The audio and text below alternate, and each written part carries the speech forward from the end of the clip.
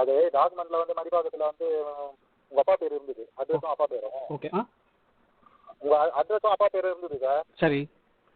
சரி, அது சம்மந்தமாக அந்த ப்ராப்பர்ட்டி வாங்கலாமா? ஏன்னா அந்த ப்ராப்பர்ட்டி கிட்ட போனாலுமே எல்லாரும் வந்து இந்த ப்ராப்பர்ட்டியில் பிரச்சனை இருக்குன்றாங்க.